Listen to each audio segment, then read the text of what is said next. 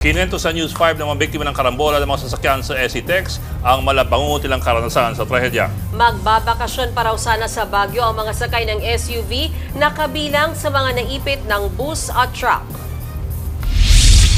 At live mula sa Tarlac City, nasa frontline ng balitang yan si Faith Del Mundo. Faith, kumusta na ang mga biktima dyan? Yes, Bokme, andito nga tayo sa Tarlac Provincial Hospital kung saan dinala yung mga biktima sa nangyaring karambola ng mga sasakyan kanina yan sa SCTEX.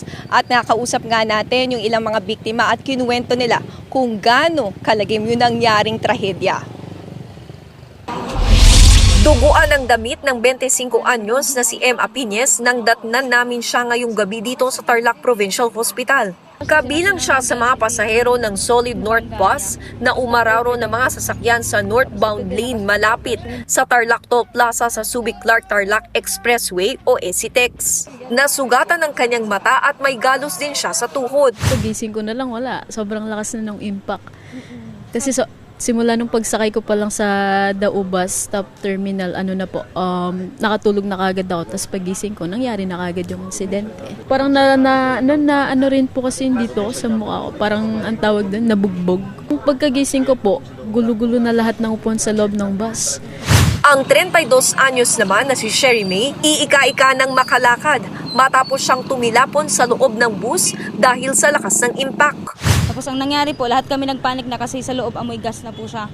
Nahirapan din daw silang makalabas ng bus. Yung emergency po na pang brake sana sa glass, wala silang ganun. Yung iba po kasi na matatanda, hindi nila kayang lumabas sa window. So ang ginawa po namin, yung basag na door doon sa harap, yun yung ginamit namin na labasan. So yung iba nasusugat na po sila dahil nga para lang makalabas.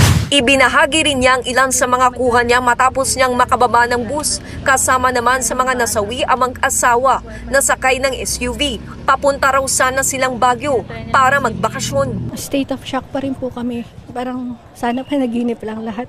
Babakasyon lang dapat kasi yung family, pero malungkot dahil syempre nawala yung mag-asawa, pero nagpapasalamat pa rin dahil yung anak nila binigay pa ni Lord sa amin.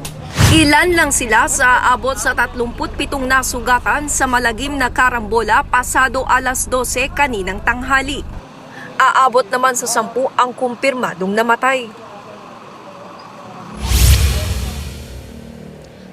Bokme, andito rin nga sa Tarlac Provincial Hospital, dinala yung labi ng mga namatay. Kabilang nga dyan yung sakay ng SUV at ng van. At may mga nakita na rin nga tayo, mga ilang kaanak, pamilya ang dumating dito. Kaya nakakalugkot ang ilang tagpo. Bokme, Ann. Maraming salamat sa iyo, Faith Del Mundo.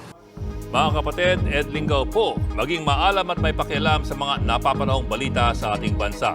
Para sa mas malalimang pagtalakay at paghimay sa mga issue at headlines, tumutok lamang at pag-subscribe sa social media pages ng News 5.